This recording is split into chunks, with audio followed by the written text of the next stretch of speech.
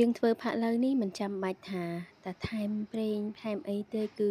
រលើបរលោងតែម្ដងឲ្យតែយើងដឹងថាពីវិធីធ្វើចំណែកពណ៌នេះក៏ក្រហមចិនឆ្អៅទៀតត្រូវជាមួយនឹងស្ករពាងស្ករត្នោតរបស់យើងនេះថា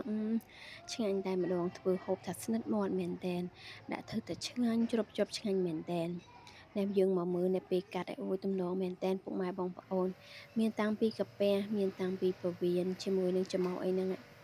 ហើយនេះគឺជាគ្រឿងផ្សំរបស់យើងគ្រឿងផ្សំរបស់យើងថ្ងៃនេះមានពោះវៀនជ្រូកយើងយកពោះវៀនធំចំណែកកាពះហើយនឹងច្រមុះជ្រូកហើយយើងធ្វើវាឲ្យស្អាតពោះវៀននេះយើងច្របាច់អំបិលច្របាច់អីហើយដាក់ទឹកច្បូតវាទៅកាពះនេះយើងពុះជាពីរហើយកោសវាឲ្យស្អាតចំណែកច្រមុះនេះយើងកោសរួមតាមកលុកកលៀតឲ្យស្អាតអស់ទៅបន្ទាប់មកយើងលាងទឹកលាងអីឲ្យស្រស់ទឹកទើបយើងចាប់ផ្ដើមមកធ្វើវាហើយថាថ្ងៃនេះគឺអត់បានថតសកម្មភាពច្បាច់ទេគឺភ្លេចដោយសារភ្លេចចុចហើយនៅបានដល់ពេលយើងធ្វើហើយបានស្អាតថ្មីថ្មីបែបនេះហ្នឹងក៏យើងចាប់ផ្ដើមមកយកធ្វើជាដំបូងយើងដាក់វាចូលទៅក្នុងឆ្នាំងហើយដាក់គ្រឿងកាត់ឆ្អាបមានរំដេងមានស្លឹកក្រូចមានស្លឹកគ្រៃបន្ទាប់មកយើងចាប់ផ្ដើមរំងាស់វាយើងអត់មានដាក់ទឹកចូលទៅក្នុងនឹងទេគឺទឹកវាចេញពីពោះវៀនចេញពីកាពះអីហ្នឹងមកបន្ទាប់ពីយើងថាដាក់ឲ្យវាស្រស់វាប្រហែលជា5នាទីអីហើយគឺឲ្យយើងបាត់ធុងក្លិនបន្តិចយើងយកវាមកដាក់លាងកាលណាយើងធ្វើបែបនេះគឺគ្រឿងរបស់យើងហ្នឹងគឺអត់សូវមានបញ្ហាក្លិនទេហើយសោចឹងទៀតថារឹតឆ្ងាញ់បន្ទាប់មកយើងចាប់ផ្ដើមដាក់ឆ្នាំងនេះយើងចាប់ផ្ដើមមកកូរដើម្បីធ្វើផាក់ឡូវរបស់យើងស្ករដែលធ្វើនេះគឺយើងប្រើស្ករត្នោតស្ករពាងរបស់ខ្មែរយើងចេះទៅថាឡើងឈ្ងុយហើយឡើងថាអូយដាក់ទៅឡើងពណ៌ល្អស្រស់មែនទែនបន្ទាប់ពីនោះមកគឺយើងបន្ថែមជាមួយនឹងគ្រឿងរបស់យើងហ្នឹងដើម្បីឲ្យថាកុំឲ្យមានខ្លោចមានអីយើងបន្ថែមជាមួយនឹងទឹកត្រីយើងដាក់កន្លះវែកសម្លចឹងមកបន្ទាប់ពីនោះមកយើងបន្ថែមនៅទឹកស៊ីអ៊ីវយើងដាក់អញ្ចឹងថាក្លិនឡើងឈ្ងុយហើយពណ៌អីឡើងស្អាតតែម្ដងបន្ថែមជាមួយនឹងខ្ទឹមសយើងកូរវាឲ្យឡើងឈ្ងុយចូលជាតិចូលអីហើយបន្ទាប់មកយើងចាប់ផ្ដើមដាក់ផ្កាច័ន្ទយើងអាចដាក់ផ្កាច័ន្ទជាមួយនឹងជ្រើអែមហើយបន្ទាប់មកយើងថែមជាមួយនឹងអំបិលបន្តិចហើយនឹងប៊ីចេងបន្តិចមកថាយើងកូរគ្រឿងច្របល់ចូលគ្នាជាឲ្យរួចរាល់ត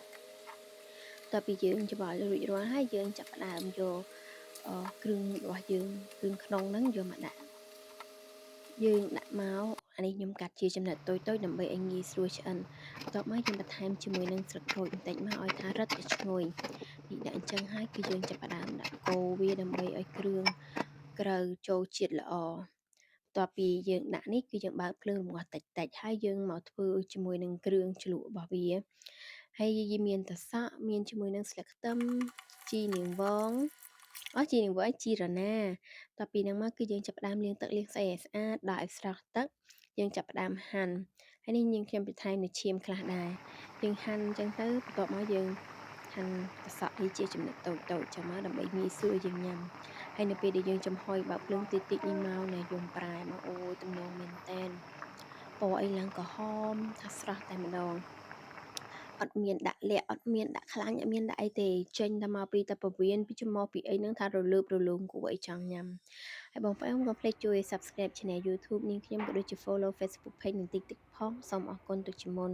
ហើយកុំភ្លេចមើលណែថាយើងដួសដាក់ជាមួយនឹងថាសចេះមកអូយទំនងមែនតែនឡើងក្រហមឆ្អិនឆ្អៅតែម្ដង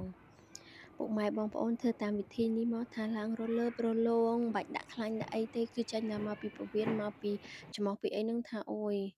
យកតាណាមិនអស់ទេខ្លាញ់ហ្នឹងហើយពេលយើងដាក់ចឹងមកថារឹតឆ្ងាញ់ហើយយើងចាប់ផ្ដើមមកហាន់វាចេះមកអូយទំនងនេះដាក់ជាមួយចឹងមកជាមួយនឹងទឹកសៀងទឹកអីថែមតិចទៀតមកអានេះរសជាតិវាល្មមបាត់ហើយចង់ជ្រលក់បន្ថែមរសជាតិទៀតក៏បានហើយហាន់មកនេះអូយទំនងមែនតែនរលើបរលោងបែបនេះដាក់បាយមកមួយចានពីរចានត្រូវល្ងាចចុងសប្តាហ៍ចេះទៀតដាក់ជាមួយគ្នាត្រូវតែម្ដងអរគុណពុកម៉ែបងប្អូនទាំងអស់គ្នាដែលបានទស្សនាតាំងពីដើមរហូតដល់ចប់សូមសុខសុវត្ថិភាពតាមផ្លូវសុខភាពល្អជម្រាបលា